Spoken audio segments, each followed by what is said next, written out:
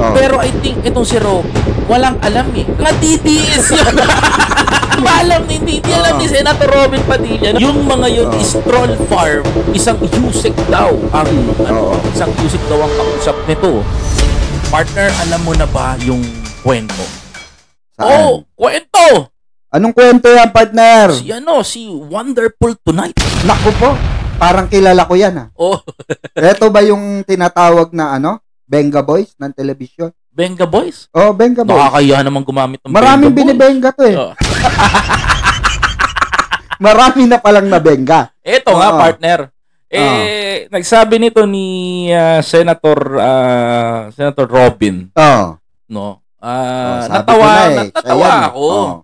Natawa ako dun sa kanyang ginawa na state bill, yung anti-bullying act sa social media. 'Di ba? Yes, anti-bullying act. Nakakatawa to, partner, kasi kaya nga unang-una pinag-usapan sa Senado. Ano bang sinabi ni about troll farming. At ang paratang niya na may mga troll daw ang PCO at binabayarang mga vlogger. Tawa ako ng tawa dito sa pare. Partner, matinding pagbibitaw ng issue. Actually, binanggit niya dito si Yusek Claire Naku po. Si Yusek Claire pa binanggit niya. Pero I think itong si Robin, walang alam sa totoo lang Hindi niya ba kilala si Mandarahog? Tsaka sila Luz Biminda? Yung mga nabanggit. Yung mga nabanggit doon. Kasi yung mga nabanggit doon na pinakita niya sa video, didilis yun. Mga DDS yun. Totoo lang. Mga DDS yun. DDS yun. Hindi niya alam. Hindi alam ni Senator Robin Padilla na mga DDS yung mga pinagbababanggit niya doon. Hindi niya alam na lahat na nabanggit doon sa video, literal na binayaran at umalis. Diba? Tsaka ang matindi pa nun, partner, hindi niya ba alam na yung mga yun is troll farm ng mga Duterte na vulgar tuloy ngayon na meron talagang troll farm sila. Ito ang mahirap partner. Hindi ko alam, nagtira pasok si Senator Robin dun Kaya nga, laging ang benga lang ang alam niyan Benga lang ng benga. Wala siyang pakialam sa responsibilidad or dun sa outcome ika nga. Basta lang benga ng benga. Tulad niyan sa Senate hearing, sa Senate session, bumenga siya ng ganyang issue. Ang mahirap, hindi pala niya alam kung saan nanggaling yung issue na yun. Correct. Hindi niya alam na sa DDS pala galing yun. Sa ano pala yun? Sa mga troll ng DDS. Diba? Ang naglabas nun, yung mga umalis. Diba? Ibinuko. Ang pinakamatindi dito, at ang sinubukan niya kasi sinubukan niya kasing i-character assassinate si Yusek Castro. Diba? Ang sabi niya doon sa kanyang Senate bill is maliwanag na isang Yusek daw ang isang Yusek daw ang kausap nito. At ang pinupunto dito may class A, class B na tinutukoy. Alam naman natin yung totoo lang is AI. Correct. That is artificial intelligence, yung voice na may binabasa. Na category yung boses na si Yusek Badoy. Si Yusek Badoy, yung nag-imboses ni Yusek Badoy, nilagyan ng AI, tapos sinabing ganun na, aminin natin, that is an AI.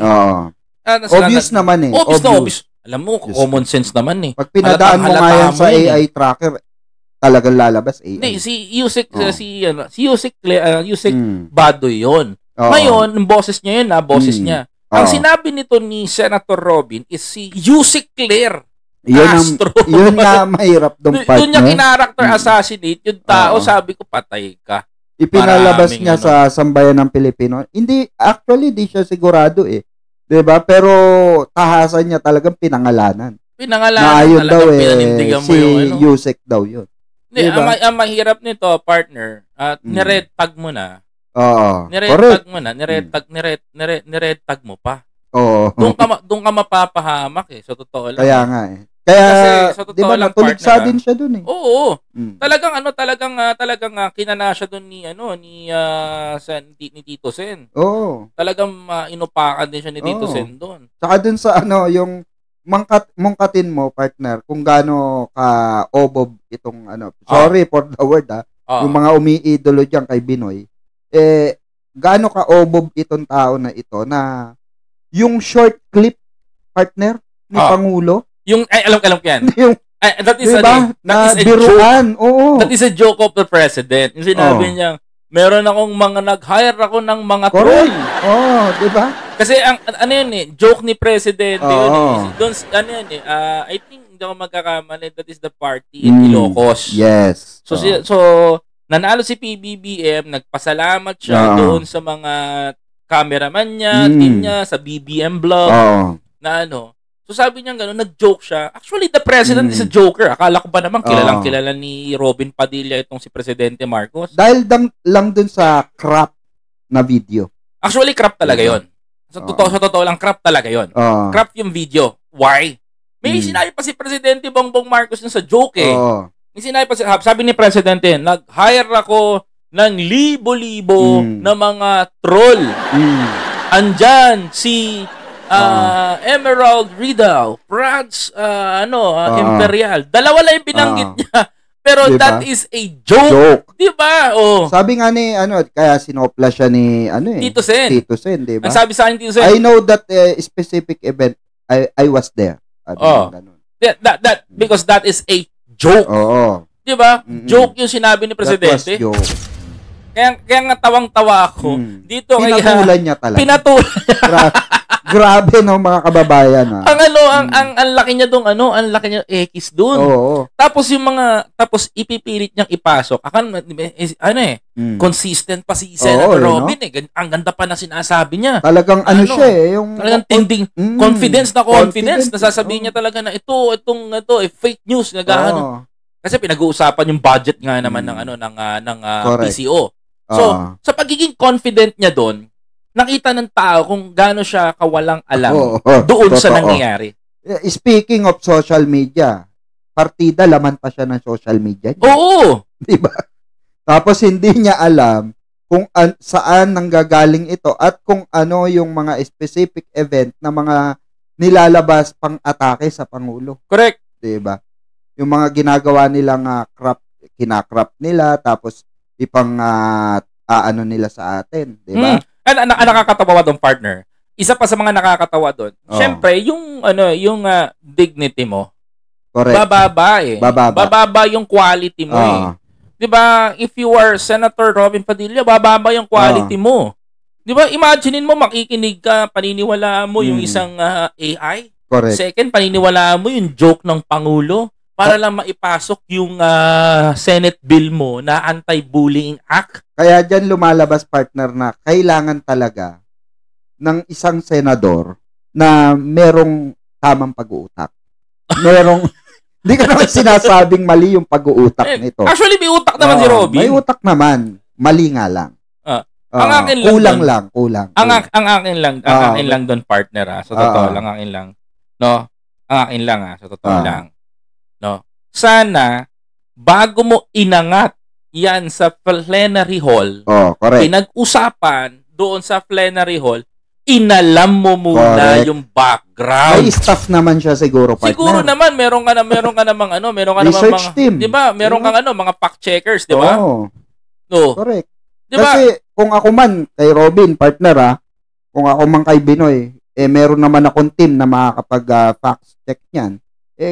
Papagawa ko talaga. Para hindi ako mapahiwa. Kasi, worldwide ang makakapanood sa akin. Diba? Magmumukha kang eng-eng doon. Correct. Diba?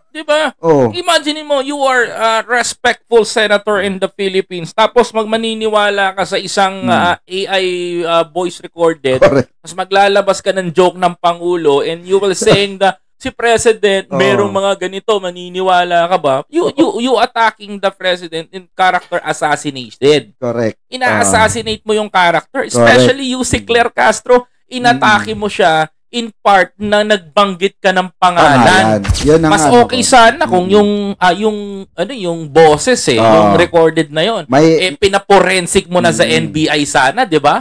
Yun nga sabi, sinopla nga siya dun sa session 'Di ba? Inano siya dun. Sinopla siya na dapat sabi ni idaan sa NBI yan. Correct. Sabi nga ni yun nga po gusto ko pong marinig sa inyo kung dapat bang ito ay maimbestigahan. Ikaw yung naglabas niyang issue na yan, di dapat pinaimbestiga mo muna para ma-confirm mo. Kasi dapat talaga if you are magpaparatang ka, at gusto mong patunayan na yung bill mo is very sabihin natin napaka-importanteng bill sa mundo nito, sa bansang Pilipinas nito. Imaginein mo, dapat meron kang sapat na ebidensya bago mo siya pinresent, para ka nag-thesis pag gumawa kang thesis, is magde-defend ka, talaga may evidence ka, may hawak kang malaking ebidensya, tama? Naandyan na yung buod Oo. Diba? Nandyan na yung buod. For example, ako si Robin. Ako si Robin. Partner, kunyari lang ako si Robin. Sige, partner. Mr. President, hawak ko ang isa sa mga ebidensya na meron troll farming.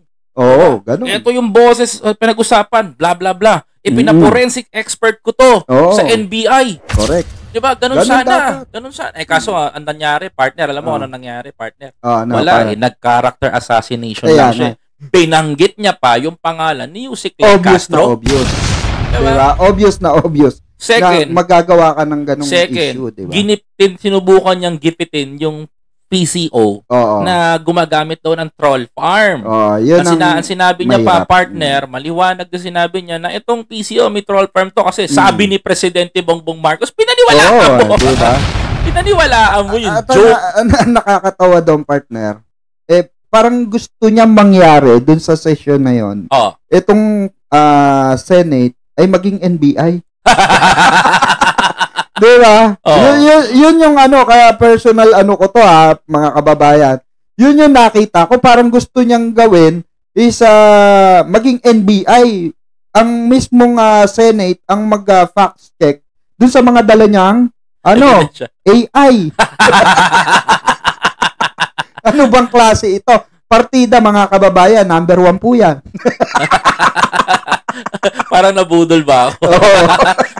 Pero partner, kasi ganito yan. If we talking about dun sa sinasabi ni Senator Robin na talagang, sana, bago niya pinak-check to ng niya. Sa totoo lang, pinak-check dapat to ng mga tao niya bago niya i-present sa plenary. Absolutely. Kasi hindi mo pwedeng i-present sa plenary yan, nakaka-haka lang yan.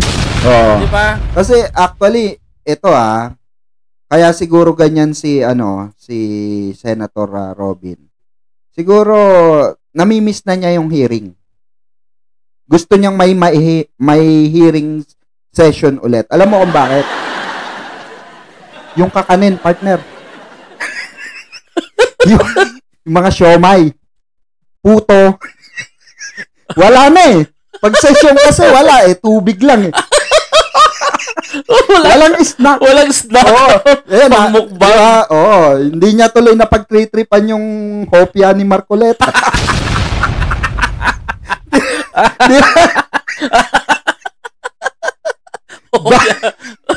Bad trip tuloy si Marcoleta. Di natin niya, hopya. Pagtingin niya kay katabi lang niya si Binoy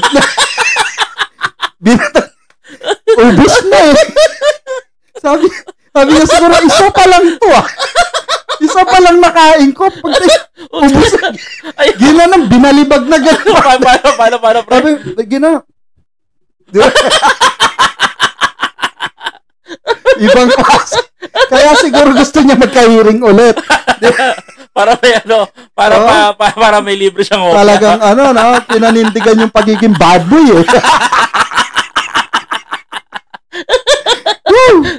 Iba ka. Kakanta na lang yung pre. Delay in the evening. So much work to do. Talaga to si Wonderful to ni partner. May hopya si Marcoleta. Inubos ko na, alright. And I say yes. You are wonderful tonight. Marcoleta.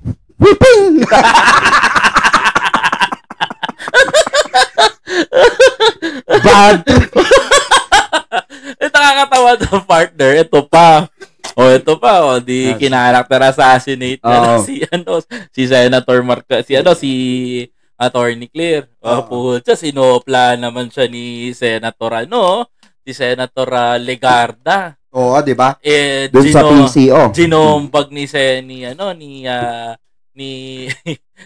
Senator Legarda. Kailangan patunayan mo yan. Ang dami din sinabi ni Tito Sen sa kanya. Kailangan ipa-authenticate nga yung mga sinasabi na mga video, mga voice record, di ba? Kailangan dalhin sa Ako sa totoo lang pag umupo ka kasing senador, walang pinagkaiba to sa pagiging abogado. Correct. Ang dinidepensa mo yung karapatan ng mamamayang Pilipino. Para ka nagtitisis. Correct. Di ba thesis may evidence? Correct. Magde-depend ka sa professor mo. Kaya nga bago ka magpasa ng batas diba? Napaisip tuloy ako. Nakapag-thesis ba to?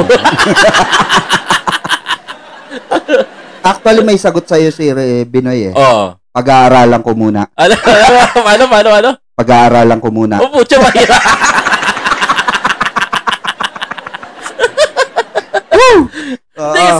Kasi napaka-importante kasi sa isang senador talaga na marunong humarap.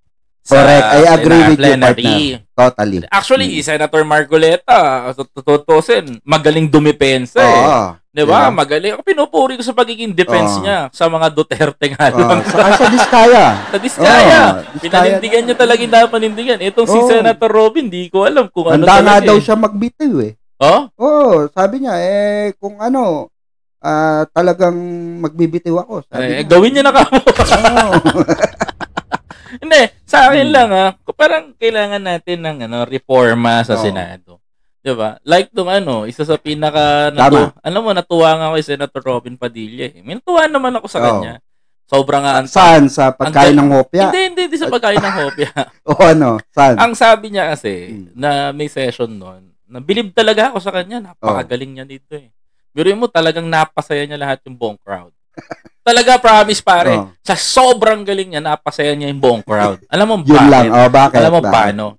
Kinausap siya ang Senate Majority President nasa stage. Si Senator si Senator JB Ejercito. Yung President ng bill. Sabi niya gano'n, nagsasalita siya, nagpapasa siya ng batas. Kailangan niya sabihin, I move your honor. Ano sinabi niya? Sabi niya kasi nga, I move your honor. Kailangan niya sabihin, I move. I move. Pucha, hindi niya masabi I move. Gusto niya Tagalogin. Alam mo ano Tagalog ng I move? Igalaw mo your honor.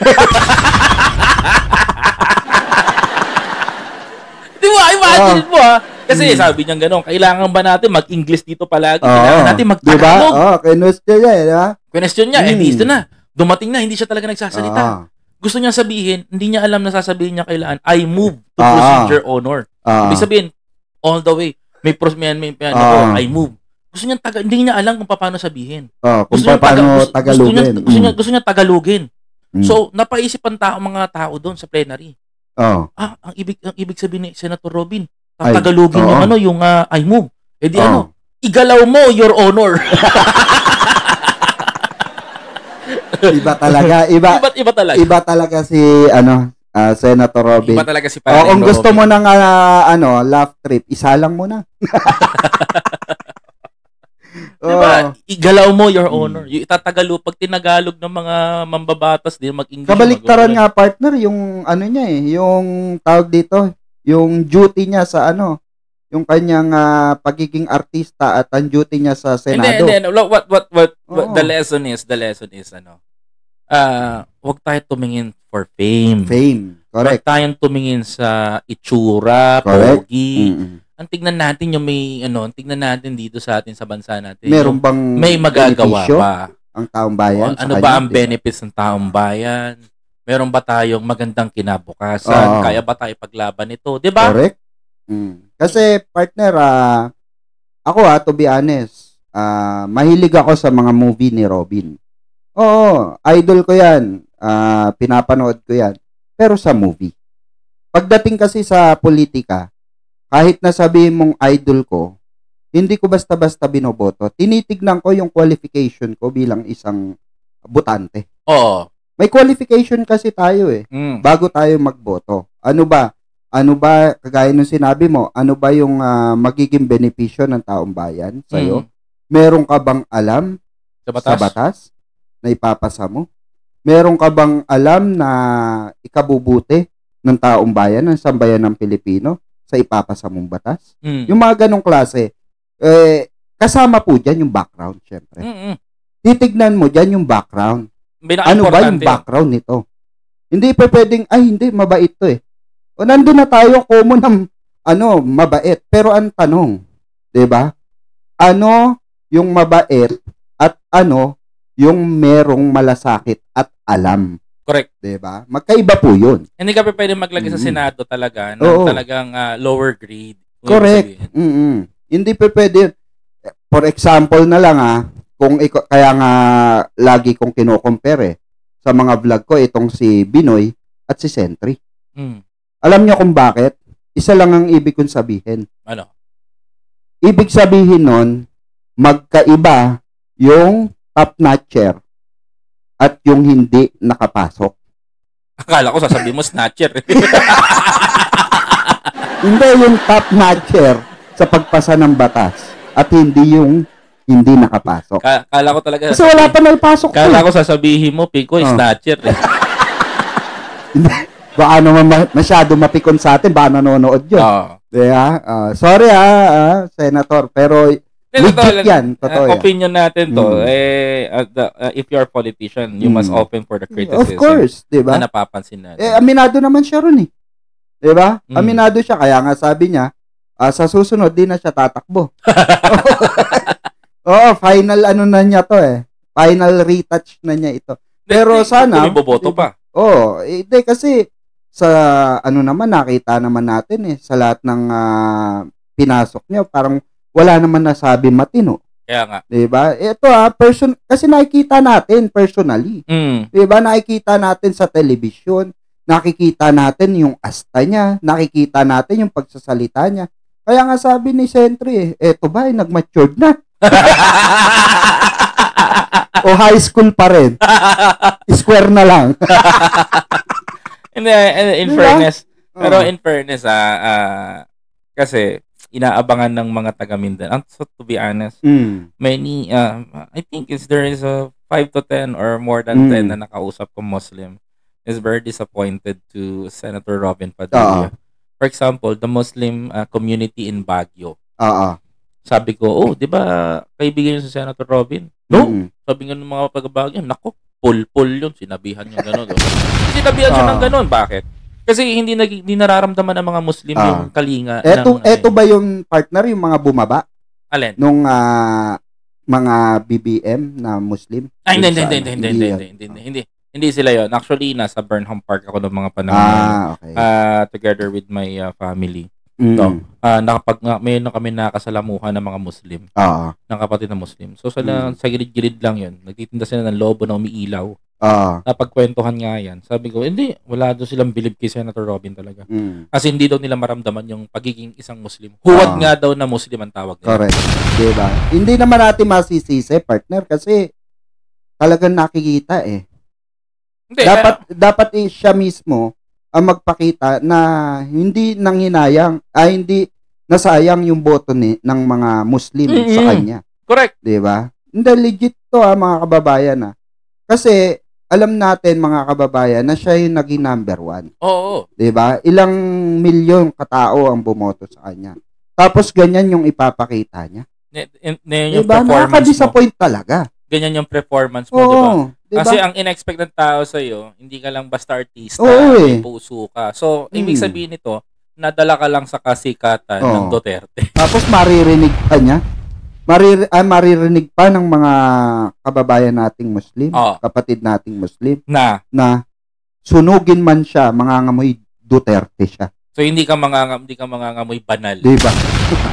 Yun yung kina-disappoint ng mga kaibigan kong Muslim. But anyway, hayaan na natin sa taong bayan yan. Yes, kayo partner. I agree. So, we don't want to character assassinate the person, but yan po ay aming saloobin lamang sa isang senador. Yun yung nakikita natin. Yun nakikita natin. Sana, magbago. Diba? Sana. Sana magbago. No, sana may pagbabago na gumaling naman. Ang gusto ko lang sabihin, magtrabaho ka naman. Correct. Diba? Sayang naman yung sinasahod mo. Speaking of trabaho si Bato Oy, Bato! Nakita kita. Trending yung pag-iiyaw mo ng Nagtatago ka sa Mekeni. Mekeni, Negeto na si Bato. Nakita sa ganito si Bato. Iba rin. Iba rin. Abangan ka namin. Swertin. Ito ang pinaka-swertin senador Biruin mo, nag-iihaw. Sumasahod. Ang galing. Ang galing, di ba? Bago tayo lumayo, partner, alam ko overtime tayo ngayon, pero marami pang yung mga kababayan natin. Makakasama natin si Birador Pigwa. Please don't forget to follow, like, comment, share. Birador Pigwa. Yan ako po si Biyahe ni Koy. Maraming salamat. Saan man sulok nyo kami titignan Lagi kami naroon para sa ito ba hindi umpisa't huli? Partner, marami tayong pagsasamahan dito. Marami tayong Kasi sobrang nag-enjoy ako sa talakayan natin. Masarap pala kakausap sa podcast itong dadayo ka talaga dito kay Biyahe ni Koy partner natin na ito. Ayan. Salamat sa lahat ng mga taga-suporta. Suportahan natin sa mga subscriber ko, Birador Pigwa. Salamat po. Kung ano yung suportang pagmamahal na binigay nyo sa akin, bigay nyo sa kaibigan ko. Totoong tao, tunay na tao, hindi peke, marunong mag-English, hindi I move your honor. Igalaw mo your honor. Hindi ako gumagano Wala pong galawan session dito. Ayan. So, abang-abang nyo lang po susunod namin na podcast, mga kapatid. Salamat, everyone. Mabuhay po ang bansang Pilipinas. Ayun. Sama-sama tayong babangon muli para sa bagong Pilipinas.